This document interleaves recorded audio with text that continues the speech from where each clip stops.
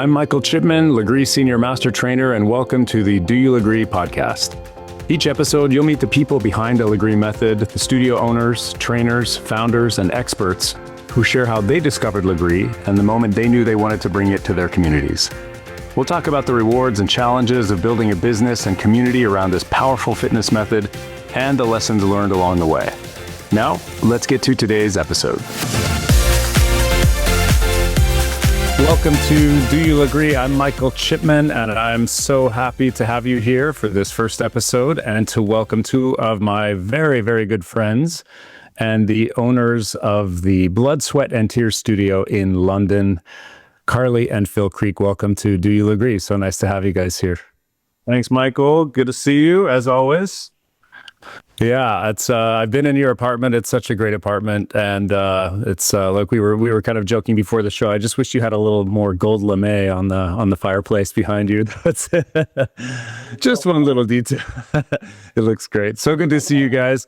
I met Karley. She and I actually did our level 1 certification at headquarters, Lagree headquarters in Los Angeles several years ago with Andrea Ruelas, master trainer, and Sebastian Lagree. He was there for about half of the training as well.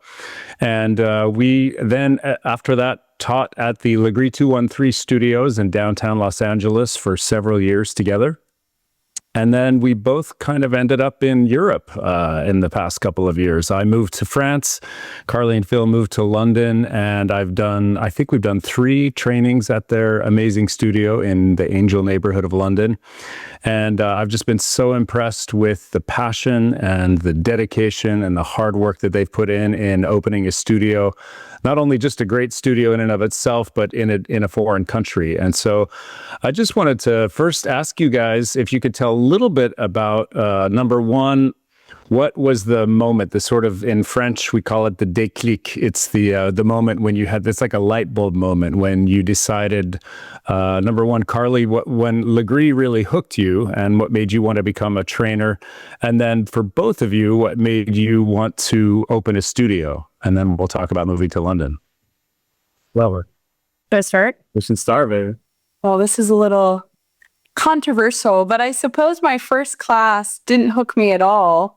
And like the first class I took of Lagree, I actually hated. And I tell this to new clients all the time that Lagree is so powerful, and you maybe felt things that you've never felt before in places of your body you've never been accustomed to. And I suppose I walked into my first Lagree class thinking it was a Pilates class, and I just booked in going in blind. And from the very first moment, I went holy shit moment. What have I done? Where am I and what am I doing? And this is so challenging and so different and so foreign to me that at the end of the class, I walked away feeling very discouraged and kind of thinking maybe this is too difficult, and I would have considered myself pretty fit. And I think the moment that changed that was upon reflecting maybe a day later, once I've calmed down or whatever. It was, there's 2 types of people: the people that are going to rise to a challenge and do something that's uncomfortable outside of their comfort zone, and then the kind of people that are like, oh, this isn't for me. So I guess I'm a firm believer that mindset is everything, and that you're capable of doing what you believe you're capable of doing. So after that, I should say I got hooked, and I bought a membership and came pretty much every day. And that's when I met Lisa, the owner of Lagree 213, and she actually suggested that I teach. So I think that's actually a pretty common thing for people. In my experience, a lot of people will come to their first class and it feels crazy and overwhelming. And they're like, oh, that's not for me. I'm not coming back. But then they get home and they feel really good. And then they see results, and that's it. People come back. And it's interesting too, because I remember Phil, on the way home, these guys gave me a ride home, very kindly gave me a ride home from Chatsworth to downtown LA, where we all lived at the time. And I remember talking to Phil. I think he was unconvinced of the efficacy of the Lagree method at the time. And I remember talking to you about it and kind of explaining, I'm like, you should just come try it. You should give it a try and see what you think. And he did. And then I started coming back more and more often, and I started seeing him more often in my classes. So Phil, I was wondering what your journey was in discovering Lagree and when it finally kind of took hold for you as well. Yeah. So for me, I wasn't the, I did Pilates and then went to Lagree. I found Lagree just from people talking about it like you do, like Karley does.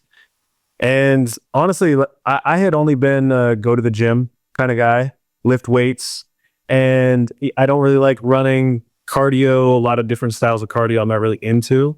So I think the thing that really clicked for me was that when you did Lagree, you're like, oh, this is strength and cardio in one. And finally, I can do something that's cardio based that I enjoy. So that was fun for me. Also, really cool that you don't have to go to the gym and figure out what it is that you're trying to do there. Someone tells you what to do, 45 minutes, you get out of there, you're done, and you get all the effects of it. And so that for me was cool. Like, I like set myself, when I go to the gym, I set a time limit, 60 minutes, like whatever I can do in 60 minutes, I'm in and out of there. I don't have 2-3 hours to go to the gym. So, yeah, for me, it was that. It was you and Karley teaching classes and taking classes, and I just got hooked. So 100%. And I feel like we don't talk about that enough, actually. That's a very important part of Lagree, and something that brings people in is the enjoyment factor that a lot of cardio, so-called exercises, running or walking on the treadmill, they're just not that interesting or fun. And Lagree is actually really fun. I mean, it's hard, but the time passes quickly because the exercise, you're moving in and out of exercises. There's an intensity, there's music. It's a very engaging and actually fun form of cardio fitness, cardiovascular fitness as well. Wow, very cool. Yeah. So then after years of teaching, and then I know you guys got married a couple of years ago in Mexico, and I think you had a light bulb moment when you were on your honeymoon in London. Am I remembering this story correctly as well? that's correct. Yes. We had went to Italy for a couple of weeks for the first part of the honeymoon, and then we ended up in London.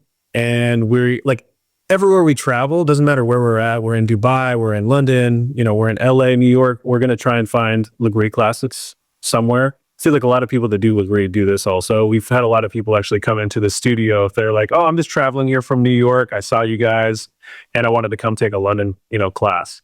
And so we did. And we went around in London, and all the studios here are great, but we weren't getting that intensity that we just felt in LA, because I think it's been around for so long in LA. And yeah, I think that's probably what it was. We wanted to open up a studio when we were in Los Angeles, and we weren't finding it. And then all of a sudden it just clicked for us. We wanted to bring some LA heat to London. Yeah. Just fell in line in London. We were looking so long in LA to find a location, and then everything in London. So the plan was always to open a studio. You were in LA, you were thinking of opening a studio there, but then when you came to London, you saw an opportunity to bring a little bit of that kind of LA style intensity and heat to the Lagree that was happening in London. Is that? No, absolutely. Karley had been already teaching for years at that point, and we were moving away from downtown. And so it was hard for Karley to get back and forth to work. So we were like, well, what about just opening up a studio somewhere in LA or in Southern California? And that would have been so much easier. One of the things that's kind of blown my mind about you guys is that you picked probably one of the most expensive cities in the world. And it's from everything that I've heard, it's not an easy country or city to move to from a immigration or visa point of view. So, what was it that made you decide to take on this incredibly ambitious project to move to London? And what was that like, moving to another country and setting up shop in a completely different culture? We just love to torture ourselves, Michael. No, I think Karley can speak on this one, actually. I guess we both believe this, but really we believe nothing easy is maybe worth doing, or it doesn't really feel rewarding if it comes too easily. So you put a little bit of yourself and a lot of effort, and I suppose blood, sweat, and tears into whatever you do. It's who you are, and how you do one thing is how you do everything. And I think, that's what brought us here.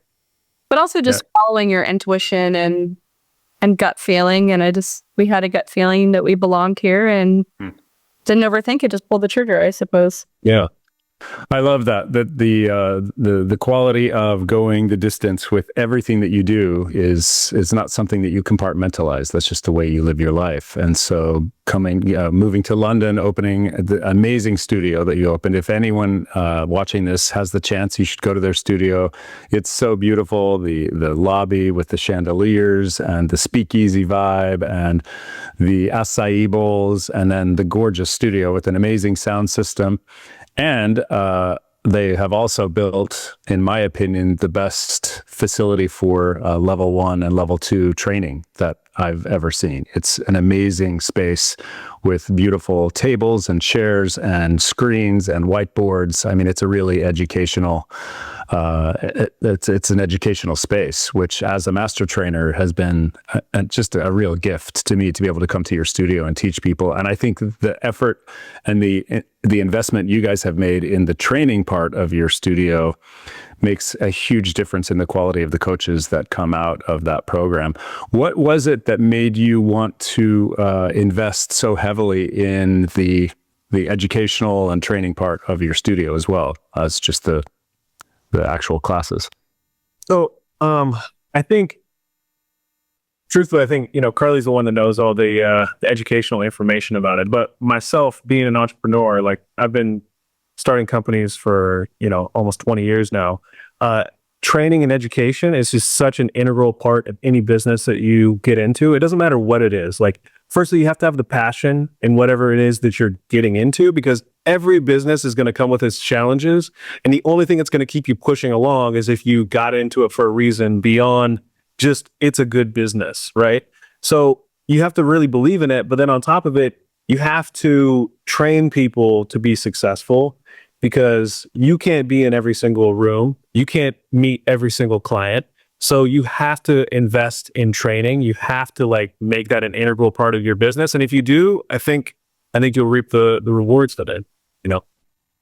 Yeah, I see that. It's such an impressive thing, and like I say, it's such a joyful experience to come to a studio that's not just, sometimes it feels like the certification, the training part is kind of an afterthought, and I feel like for you guys, it's a forethought. Like it's something very carefully thought about and conceived of and invested in, and it makes a big difference to me. I think it makes a huge difference to the people that have trained with us there and will continue to in the future.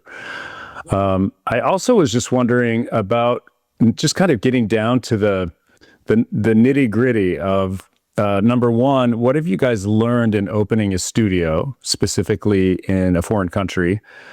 And what have been the really surprisingly good things, and what have been the surprisingly hard things? And maybe what would you do differently? Like if you had advice. Let's start with what has been the most pleasant surprise about opening a studio in a foreign country? For me, one of the most surprising and enjoyable things was one of the hardest things, which was learning how to teach the method to people who have never experienced it as a whole. So I was used to teaching really large classes. I was already an experienced instructor, but maybe you have 1 or 2 clients out of 15 clients in LA that have never done Lagree before. So how you're teaching is extremely different to having 16 people who have never done Lagree before in a room all together, all having the same nervous energy, or, all those emotions in one room is very different and very exciting. And I just think working with people who maybe didn't believe in themselves like I did when I started, seeing them now from day 1 to day, 50 classes in, has been incredibly rewarding, as opposed to just working with people who have done Lagree for years. Yeah, because when we were in LA, we were teaching in LA, like half the people in our classes had been doing it for many, many years. So yeah, it's a totally different thing over here. I told Sebastian Lagree one time that Europe is the wild, wild west. Like I will often do certifications with people who it's the first time they've ever touched a Lagree machine, and they're getting trained to teach classes, and they're on the schedule at the studio of the following week. So they have to actually immediately start teaching. So I agree. That's been it's so an eye-opening, but also, like you said, I imagine that's a very gratifying thing, because I get to see people the first time when they have the first experience in the certification. And then sometimes when I go back for a second certification, I get to see them a little bit later on in their in their teaching journey, but not necessarily in their practice journey. And you've seen people go from 0 to really quite good at this. 100%. And it's so cool to see a client who was once brand new encourage and support other new clients. And they had this full circle moment of being the person to be like, you got this, give it a go at your own pace, work towards it. Mentally switch on and say yes instead of an immediate self-doubt and no. And that's been cool. And that happens almost daily now for me. So that's really cool. And, the important thing with that as well, and I tell people this in certifications all the time, every class has to be hard. Every class has to be challenging. Every class has to push people to their limits. If not, it's not really Lagree. I mean, that's the thing, So that's the other big challenge too, is keeping the standard, keeping the level of the classes as high as we possibly can, so that people are challenged every time they go, and they can continue to make progress in the classes. What about from a business point of view? Like, what's it been like? What have you learned opening a business? What have been the biggest challenges? If you could pick like 2 or 3 of the things that were really hard for you to put together in terms of starting your business, opening your business, what kind of stands out to you in that regard?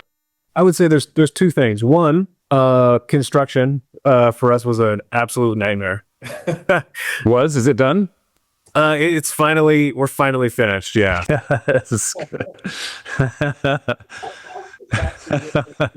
Work and finally we're there. So that was a big eye opener. Things here, especially in another country, they're just completely different. Just being in France, for instance, just certain things are just completely different than what you're used to. Like what? What's that? Like what? What things are different? Oh, I'm just saying, from a business standpoint, for instance, how things are done in LA construction wise is completely different than they are done here in the UK. They're so much more regimented, but at the same time, you have to be very careful, because at any time, you could give somebody money and they run away or something. So, you just have to be a little bit more nimble, I guess, in a completely different country. I would say the second hardest thing has just been hiring. It's like when you go to a country that nobody knows the method, no one's ever been certified in the method, you can't just go there. Like if you were in Los Angeles, you could open up a studio tomorrow and you could hire 15 incredible coaches, right? There's just such an incredible talent pool there in Los Angeles because it's been going for so many years. But here in London, the talent pool is very small because no one's really doing certifications. So for us, that's also been a tricky part of it. We have to find people that are actually interested, and then we have to put them through the certification and put them through the mentorship program, and then finally hire them. So, talk about your mentorship program. I've really admired because there's always that gap between the certification and then starting to work professionally and having the skill set that's needed to be able to work professionally and to challenge people. How did you structure your mentorship for post-certification that gets people ready to teach? Yeah, I would say the thing about, so the certification, it gives you all the information that you need to be a successful instructor, right? You get all of the information that you need from level 1. You teach them an incredible program on all the moves. You teach them about the method. You teach them about the science. You teach them about the history of the method. You give them all the keys to build effective routines, right? But at the end of the day, at the end of the mentorship, do they remember all the moves? You mean at the end of the certification? The certification, do they remember all the moves? Do they practice? You get all the keys during the certification, but then you need to implement. You need to implement, and then you need to implement. And so the mentorship basically just refines the skills make sure that everybody knows all the moves. For instance, for us, it's super important that you know all the moves and you take more classes. And then as you're building these routines, you get someone that can continually give you feedback, right? Because that's part of it, as well as, you learn all these things in the certification, but sometimes in practice, it becomes much, much harder. So that's basically what the mentorship does, is it makes sure that you know all the moves and then takes those moves to building effective routines. And then from effective routines, you get more of like what you gave people at the end of the certification, which is the feedback element. Truth is, you need a lot of feedback, right? To become an effective instructor, you need a lot of feedback. You need a lot of one-on-one time. And that's what Karley does in the mentorship, is that one-on-one feedback. That's amazing. That's so incredibly valuable. And you also give them the opportunity to take as many classes as they want, right? I mean, that's another part of it, is practicing as a practitioner of the method, in addition to teaching with feedback from Karley. Yep. Our instructors are actually required to take class. I just feel it's super important to practice what you preach, and we all learn from each other. And it's hard to be a good instructor if you're not physically doing the workout yourself. It makes you realize how the clients feel, and it helps you with blocking routines together. And it reminds you about important factors such as progressive overloading. So just feeling it in your body and then not getting stuck in a rut, kind of keeping the creativity flowing as well, just taking other people's classes and learning from each other, which I think is... Yeah, feeling the method from the inside out and understanding the body awareness, the body mechanics, thinking of the machine as an extension of the body, and using it, applying all the principles that we talk about in the certification on a practical, everyday basis. I think it's just amazing what you guys have done. It's kind of a fail-proof method for the people who stick to it, who stay with it, who practice, who get the feedback, who go the distance. It's like they're going to be good instructors. They're going to be able to take that training and mentorship anywhere they want in the world and be killer instructors. So really bravo to you. Congratulations. It's something I would love to see implemented everywhere. It's an essential part of the training. And, you guys are real standouts in how seriously you take the instruction and the training, and it makes a big difference. And I feel like it's going to make all the difference in the world in the success of your business as well. I mean, that's the next question I had is, in your opinion, what are the keys to having a successful business, a Lagree studio that's both successful in terms of the quality of teaching, which I think we talked about already, but also profitability? Hands down, the most important factor of your business, period. It's the instructor. It's what keeps it personal. It's what people come back for.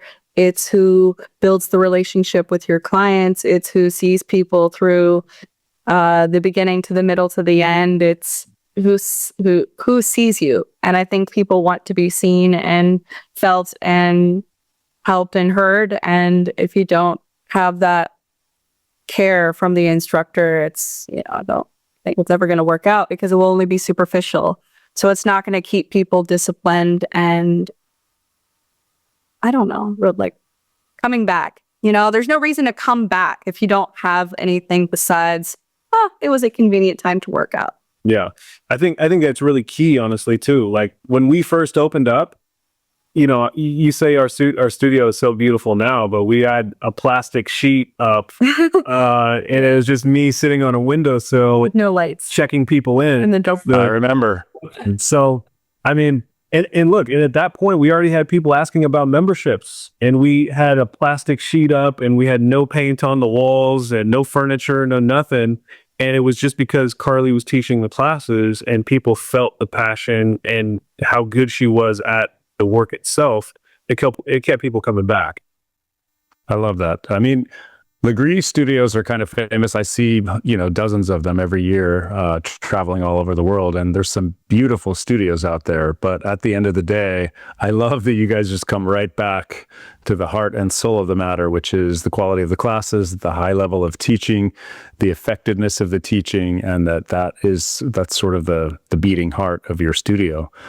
But that said, you also have one of the most beautiful studios I've ever seen. Talk a little bit about the design and how you came up with the concept for Blood, Sweat, and Tears. It's kind of jaw dropping actually to see your studio. I love it. Talk a little bit about how you came up with your concept and what the design process was like. Really, it's just my style. You know, I spend more time at this studio than I do my own house, so I just wanted a place to feel warm and comfortable and personal to me. And I think a lot of the time studios are just about what they think the client will want, or maybe what's trendy or what's Instagrammable.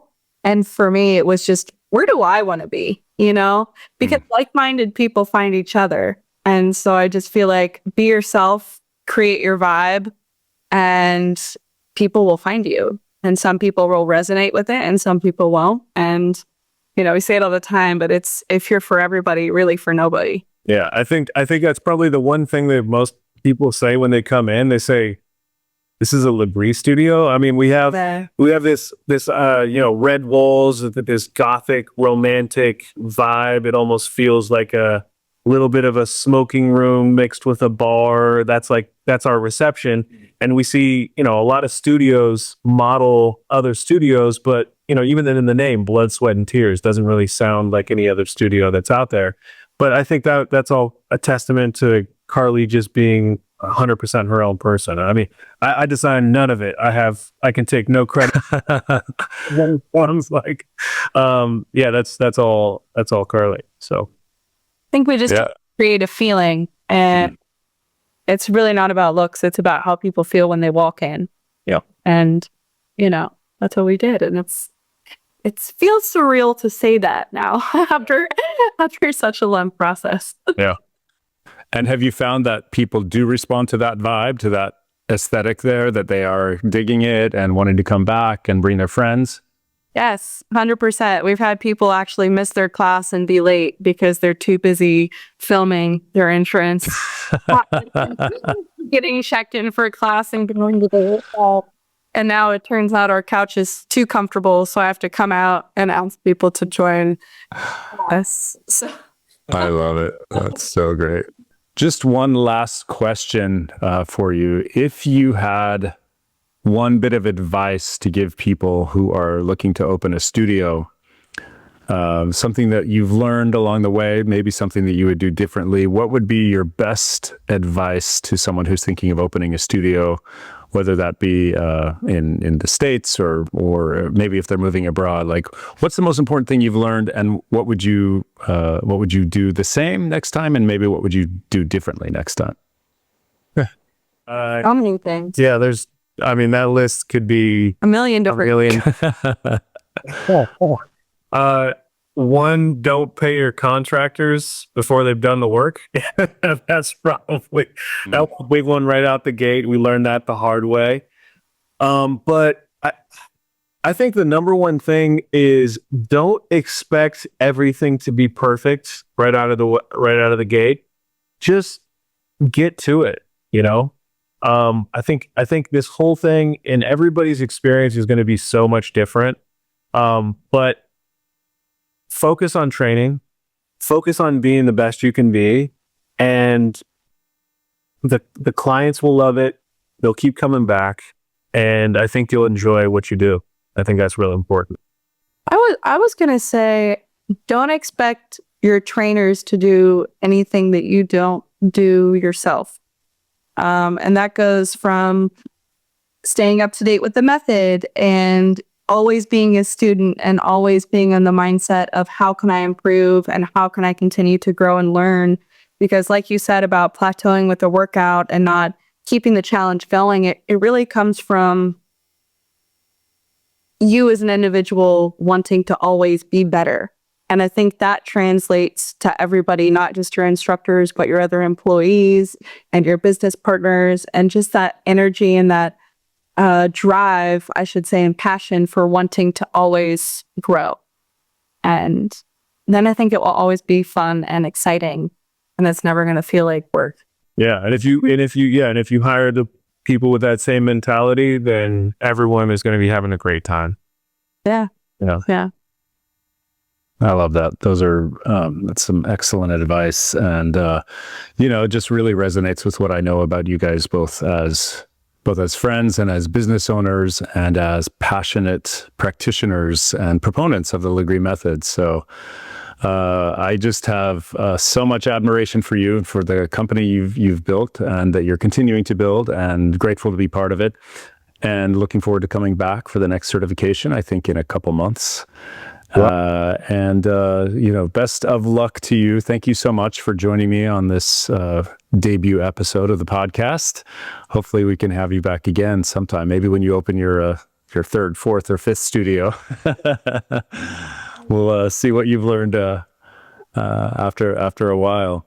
But thanks again for joining me today, Karley and Phil, and best of luck with everything. I just feel like where you're coming from, this place of passion for the method and for teaching and for the quality of the work, that's the secret sauce. And I just think you're going to have an amazing success. So all the best to you, and thanks again. Thanks so much, Michael. I really appreciate it. Thank you, Michael. You're what makes our trainings so important and so special to people. Honestly, the training is only as good as you, Michael, and you are the heart and the blood and the soul of our training program. Yeah, absolutely. Pretty much all of Europe too. So well, thanks you guys. That means a lot. I appreciate it. So much for having us on, and we could have been more thrilled to be the first episode. So, yeah. All right. Thanks so much, and take care. Thanks, Michael.